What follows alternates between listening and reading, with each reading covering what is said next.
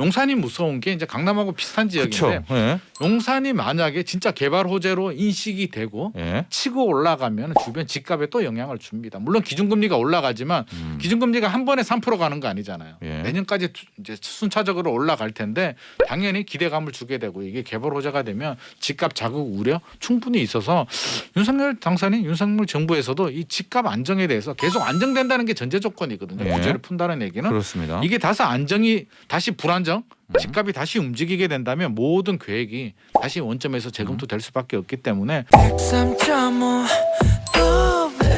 FM 돈을 이해하는 시간 정철진의 목돈연구소.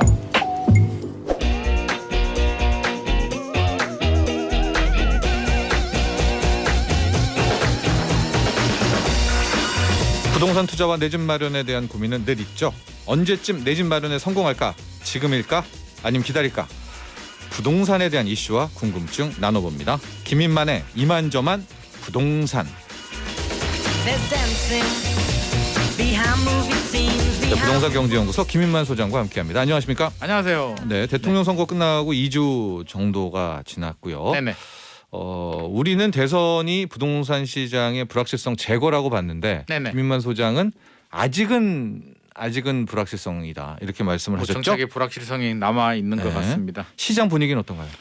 앞서서 이제 제가 대기하면서 주식 이야기 들으니까 주식은 막 따끈따끈하고 막 반등도 하고 굉장히 다이내믹하게 움직이는 것 같은데 네. 부동산 시장은 반대네요. 뜨뜻미지근한 분위기고요. 이게 정책의 불확실성을 제거해줘야 되는데 오히려 네. 불확실성이 더 커지고 있는 것 같습니다. 용산 이전이 거의 뭐 블랙홀이 되다시피 해서 모든 관심이 그쪽으로 쏠리다 보니까 네.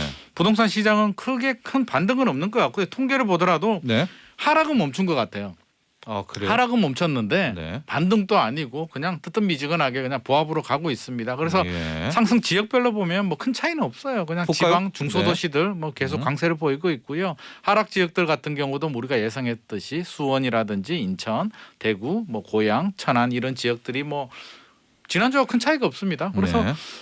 이게 뭐 통계가 이번 주 통계인지 지난주 통계인지 2주 통계인지 네. 차이가 없을 정도로 큰 변화는 없는데 분명한 사실은 하락은 멈췄다. 네. 하지만 반등이라든지 대세 상승까지는 아직 이루어지지 않고 있다라고 보시면 될 것 같습니다. 거래량은 어떻습니까? 거래량도 뭐 크게 달라지지는 않습니다. 거래량이 달라지기가 어려운 이유가요. 예. 기대감은 커지고 있는데 다주택자들 같은 경우는 그래서 언제 풀어줄 거야. 양도세 중과세 면제 언제 해줄 거야. 실수요자들은 그래서 대출 언제 풀어줄 건데 예. 취득세 생애 최초는 언제 해줄 거야.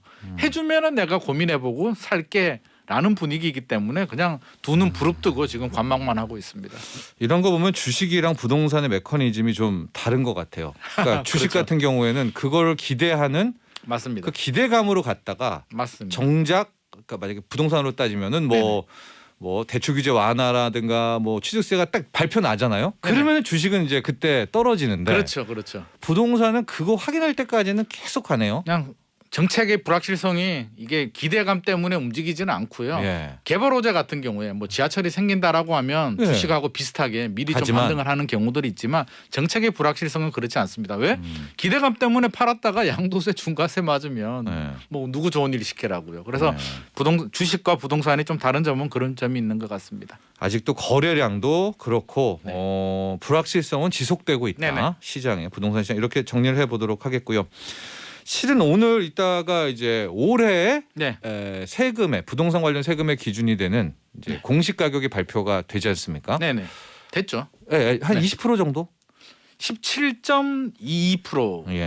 오른다고. 공동주택입니다. 이건 예, 토지도 공동주택. 아니고요. 네. 공동주택 우리 쉽게 말하면 아파트. 그렇죠. 아파트 공시 가격이 17.22% 올랐다고 합니다. 그래서 그 홍남기 경제부총리 얘기는 뭐 전년 대비 뭐 그 비슷한 수준이다. 1점 몇 프로밖에 안 올랐다라고 하는데 전년이 2021년이 엄청나게 올랐거든요. 19.05% 올랐잖아요. 예. 그래서 2년을 합치면 거의 36%가 올랐거든요. 예. 이게 엄청나게 올랐는데 전년 대비 비교하면 안 되고요. 전년이 워낙 많이 올랐기 때문에 비교하면은 소폭 적게 오를 수도 있지만 두 개를 합치면 굉장한 숫자고요. 우리 예.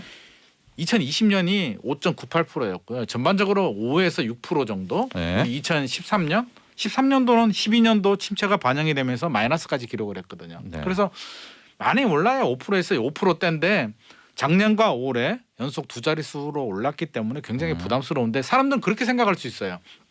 아니 거래도 안 되고 네. 작년 11월, 12월, 1월, 2월 이렇게 어려운데 이렇게 왜 이렇게 많이 올랐어? 라고 할 수 있는데 이게 공시 가격이 예. 1월 1일 기준이거든요. 네. 그러다 보니까 작년에 상승한 분이 모두가 반영이 됐고요. 현실화 로드맵까지 적용이 되면서 올해는 아무래도 이렇게 17%의 높은 공시가격이 적용된 것 같고 이런 분위기가 지속이 되면 내년에는 좀 많이 떨어지겠죠. 네. 네. 그러니까 최근에 좀 우리가 하락했다, 집값 잡혔다라는 그거는 게 반영이 안 된 1월, 겁니다. 2월 네네. 이야기였으니까 네네. 작년 한 해를 놓고 보면은 공시 가격은 이제 17%가 네네. 오르는 겁니다. 쉽게 말해서 아파트 집값이 평균이라는 개념이 맞을까요? 뭐 그냥 한 그렇게 봐야겠죠. 17% 올랐다 네네. 이렇게 보면 되는데 자 여기서부터 이야기가 시작이 되죠. 이제는 이 공시 가격으로 올해 이제 7월, 9월에 재산세 내야 되고 이제 연말에 종부세도 납부를 해야 되는데 이론적으로는 그렇습니다. 이론적으로 네네. 그러나 이제 1가구 1주택자에 대해서 1세대 1주택자에 대해서 이제 혜택을 주겠다는 게 정부 방침이죠. 뭐 지금도 사실 혜택이 있긴 있어요. 네. 고령자라든지 장기 보유자에 대해서 뭐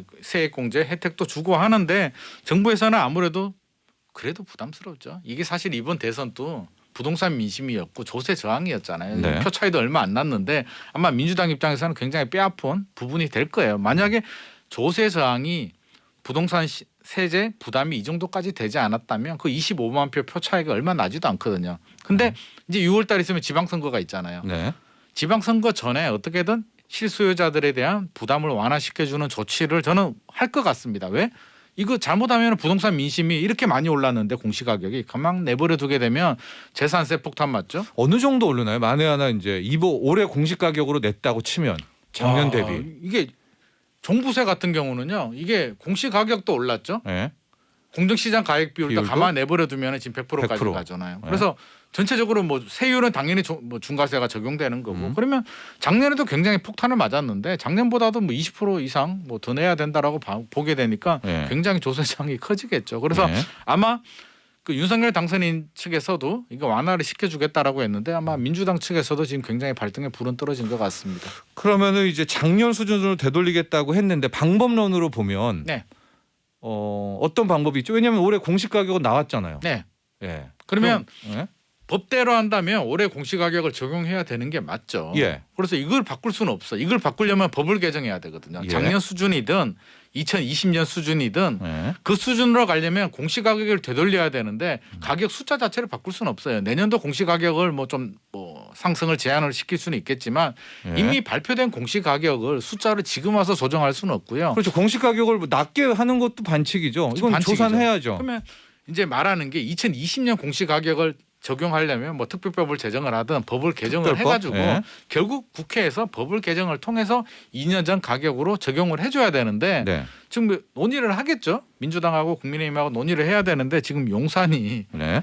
그 집무실 이전이 핫 이슈가 되면서 모든 게 다 묻혀버려가지고 이게 제대로 빨리 처리가 될지는 저는 좀 지켜봐야 될 것 같고요. 만약에 안 되면 예.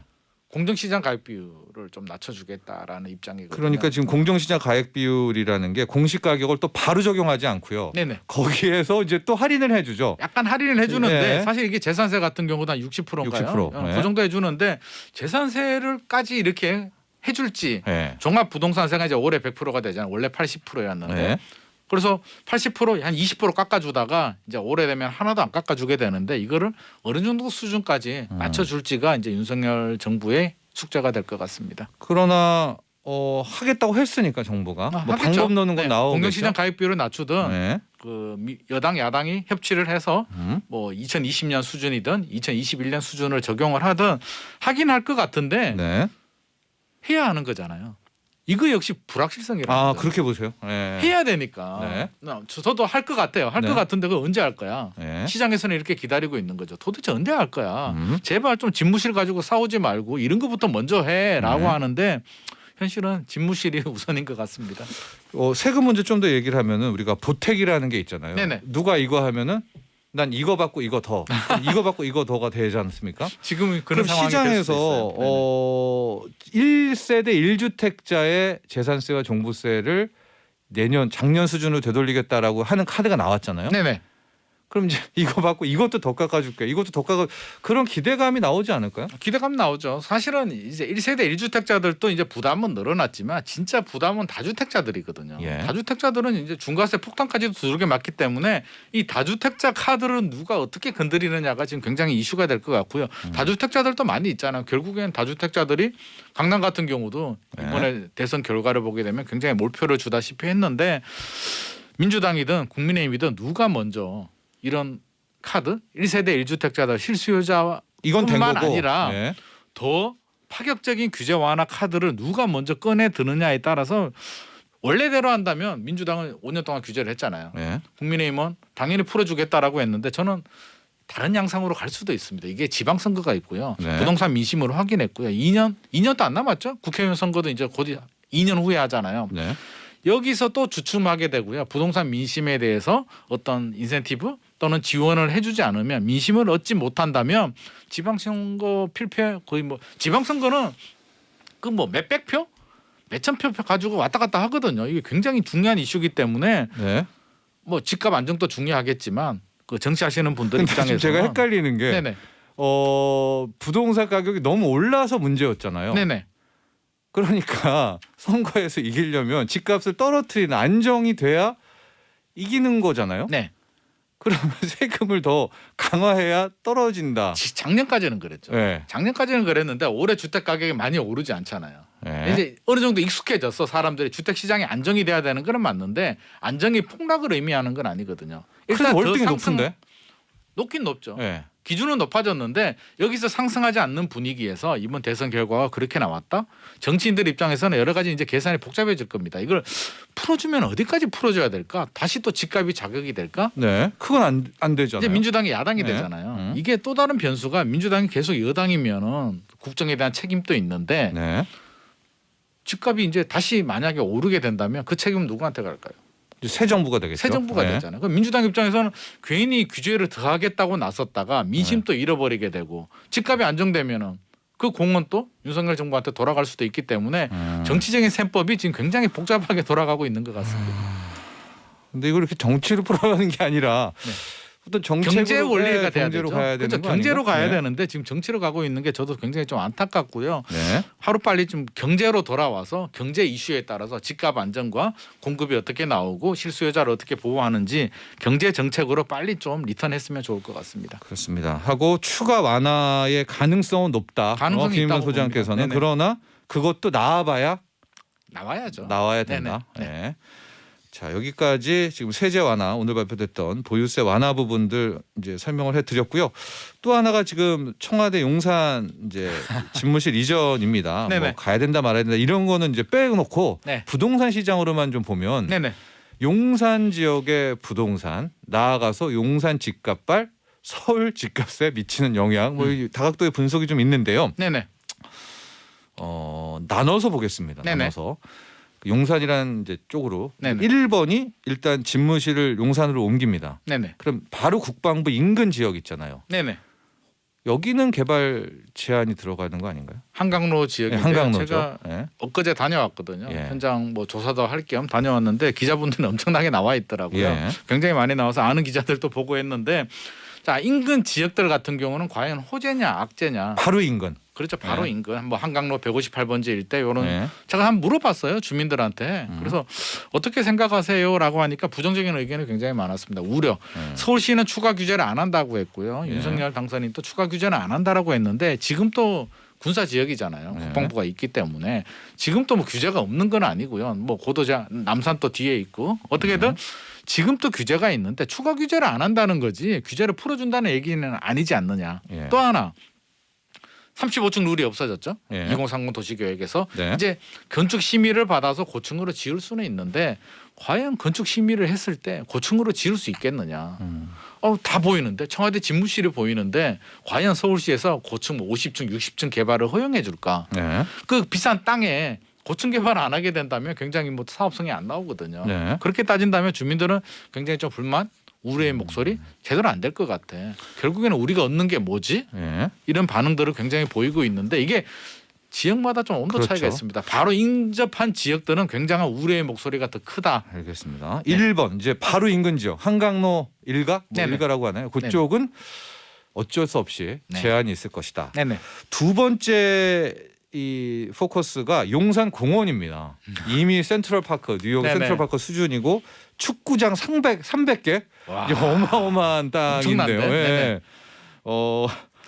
이 개발은 빨라질 거다라는 의견이 많은데요. 공원은 맞습니다. 굉장히 빠른 속도로 그럴 예, 가능성이 개발이 될 굉장히 높습니다. 네. 원래대로라면 2027년이 이제 그 목표였거든요. 네. 완공 목표였는데 사실 지금 안 하고 있잖아요. 이제 뭐 2022년이면 5년밖에 네. 안 남았는데 그동안 지지부진했거든요. 계획만 나오고 안 하고 있었고요. 용산 주민들은 그래서 언제 할 거야. 네. 뭐 도대체 합참은 언제 이전하고 어차피 합참도 이전 계획은 있긴 있었거든요. 네. 그 언제 가고 언제 할 거야라는 답답함을 가지고 있었는데 자 만약에 네. 청와대 집무실이 용산에 오게 된다면 집무실만 올까 네. 결국에는 용산민족공원도 같이 개발되지 않을까라는 기대감을 가지고 있어요. 그래서 제 생각에도 충분히 그럴 것 같습니다. 그래서 네. 오히려 바로 인접한 지역들 주민들은 뭐 건축 심의에서 불이익을 당할 수도 있겠지만 바로 인접한 공원이라는 지역이 이슈만 아닌 보면 예. 다른 지역들 같은 경우는 그런 또 기대감을 굉장히 가지고 계시더라고요. 드디어 이제 이전할 거 이전하고 물론 뭐 청와대가 들어오긴 하지만 안 들어오고 빨리 하면은 제일 좋고요. 예. 들어오더라도 민족공원이 빨리 되고 또 뭐 인프라가 좀 좋아지고 지하철 같은 경우도 땅 밑으로 좀 가지 그거, 않겠나요? 예. 설마 청와대가 들어오는데 집무실이 들어오는데 그 위로 지하철이 다니게 가만히 내버려 둘까? 대통령 공약에도 그 내용이 있거든요. 지하화. 예. 그래서 더 좋아지는 거 아니야? 라는 기대감을 가지고 있어서 예.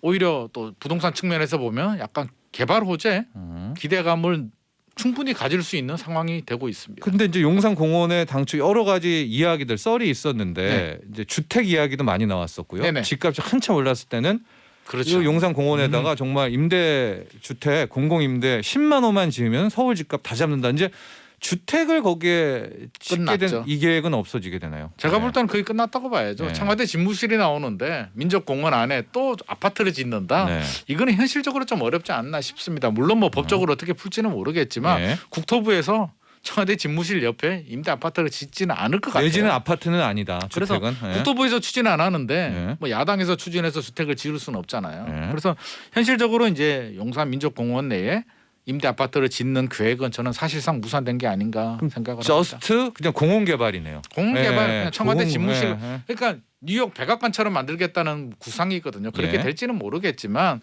집무실이 있고요, 공원이 있고요, 시민들과 함께 어우러지는 그런 공간을 구상을 하는 것 같습니다. 그래서 네. 거기에 임대 아파트가 들어온다는 거는 생각할 수가 없을 것 같습니다. 그래서 거기에 이제 아파트나 주택 공급으로 들어가는 건 아니다. 네네. 가족공원, 용산 공원에는요. 네네. 세 번째가 이게 중요한데 용산 정비창입니다. 네. 실은 용산이 매력적인 게 이 용산 정비창 여기에 진짜 어마어마한 국제 개발 업무 지구도 들어오고 네네. 막 이제 개발이 있지 않습니까? 네네. 지금 서울시도 그렇고 윤석열 당선인 측도 용산 정비창 이쪽도 추가 규제는 없다라고 말은 없다라고 하는데 말은 하죠. 어떻습니까? 걱정은 하고 있죠. 누가요? 결국 건축 서울시가 이제 건축 심의를 하게 되는데 건축 심의할 때 청와대를 무시하고 과연 고층 개발을 서울시에서 허용을 해줄 것인가 네. 아닌 것인가에 대한 뭐 논란이 있고요. 오세훈 서울시장은 아니라고는 했습니다. 아니라고 분명히 못을 박았는데 6월달에 또 지방선거도 있고요. 네. 만약에 서울시장이 바뀌게 된다면 또 전혀 다른 양상이 될 수도 있고 오세훈 서울시장 입장에서도 여러 가지를 따져보겠죠. 과연 네. 집무실이 있는데 고층 개발이 될까? 물론 될 수도 있고요. 아까 한강로 158구역 같은 경우는 너무 인접했기 때문에 제가 조금 어렵다라는 반응을 했고 네. 길 하나 건너서 이렇게 개발하게 된다면 정비창이요? 길 건너서는 지금 네. 또 고층 아파트들이 있거든요. 있죠. 있기 네. 때문에 그걸 추가로 개발을 막아버리게 된다면 또 반대 여론이 굉장히 높아질 수도 있어서 반반인데 저는 그래도 좀 개발을 약간은 허용해주지 않을까에 약간 무게를 두고 있습니다. 그럼 용산 정비창 개발은 논란. 논란이다. 이걸 네. 막아버리게 된다면 진짜 이게 여론 자체가 굉장히 나빠질 수는 있습니다. 네. 자, 우리 박양숙님이요. 다들 자기 셈법만 따지지 말고 국익을 생각했으면 좋겠다라고 또 이런 조언을 해주셨는데요. 제 말이 그렇습니다. 이제 마지막이 이런 겁니다. 네.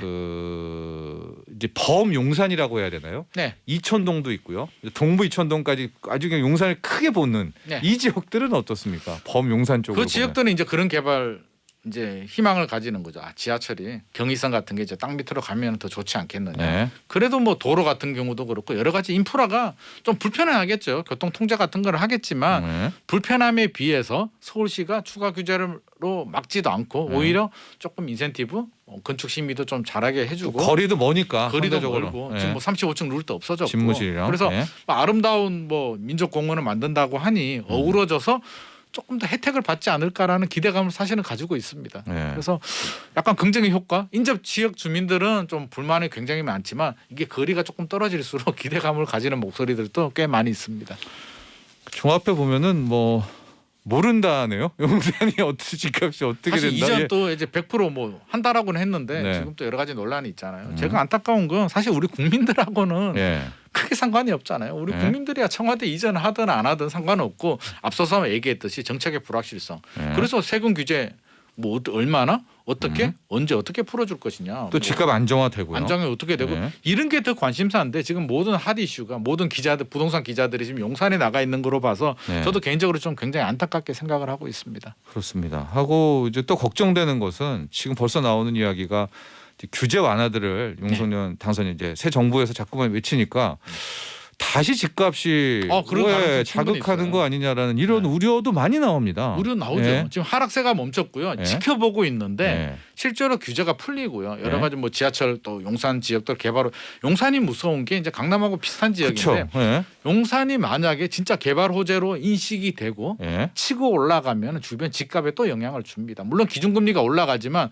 기준금리가 한 번에 3% 가는 거 아니잖아요. 예. 내년까지 이제 순차적으로 올라갈 텐데 당연히 기대감을 주게 되고 이게 개발 호재가 되면 집값 자극 우려 충분히 있어서 윤석열 당선인 윤석열 정부에서도 이 집값 안정에 대해서 계속 안정된다는 게 전제 조건이거든요. 예. 규제를 푼다는 얘기는 그렇습니다. 이게 다시 안정이 다시 불안정 집값이 다시 움직이게 된다면 모든 계획이 다시 원점에서 재검토될 수밖에 없기 때문에 이것도 불확실성이네. 예. 말하다 보니까 이것도 불확실성이 되는데 그러니까 윤석열 네. 당선인 측도 이제 집무실 이전에 있어서 많은 걸 고려하겠죠. 네네. 그런데 뭐 이 부동산이잖아, 집값이잖아. 제가 보기에 이 이슈를 배제하면 안 되는 게 안 되죠. 여기서 만에 하나 집값 급등이 또 나와봐요. 이게 이제 큰일 나죠. 전체적으로 또 퍼지는 거 아닙니까? 네. 정치적으로도 굉장히 위험하기도 하고요. 예. 만약에 저는 그게 분명해야 될 것 같아요. 국민들 삶도 위험하죠. 규제를 네. 완화해 주는 대신에 나는 투기는 확실히 막겠다. 네. 뭐 토지거래 허가를 묶든지 전 지역을 묶든지 네. 어떻게든 강력한 시그널이라도 나는 집값 안정 반드시 원하고 투기 반드시 잡겠다라는 시그널은 줘야 될 것 그쵸. 같습니다. 네. 네.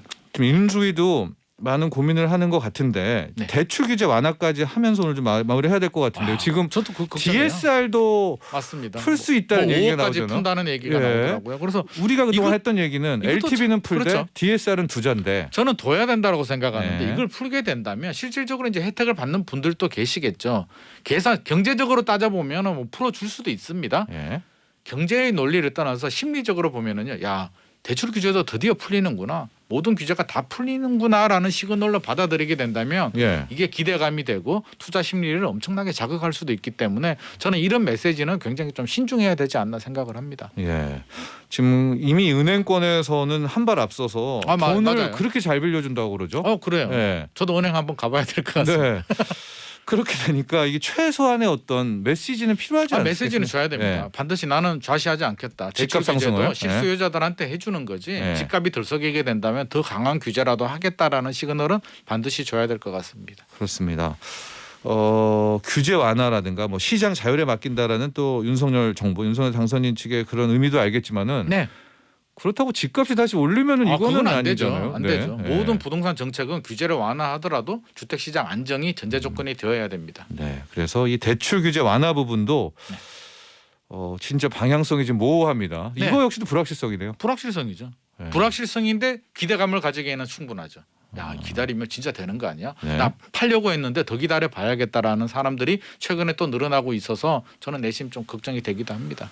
오히려 이럴 바에 빨리 결정을 해주는 빨리 거- 해줘야죠. 네. 이렇게 돼버리면요, 기대감이 커지게 되면 다주택자 한시적 양도세 중과세 면제가 나와도 안 팝니다.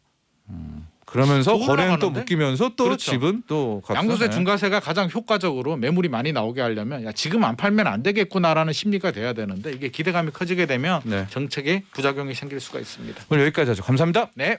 부동산경제연구소 김인만 소장이었습니다. 나도 부자 되고 싶어서 나도 라디오를 켰어.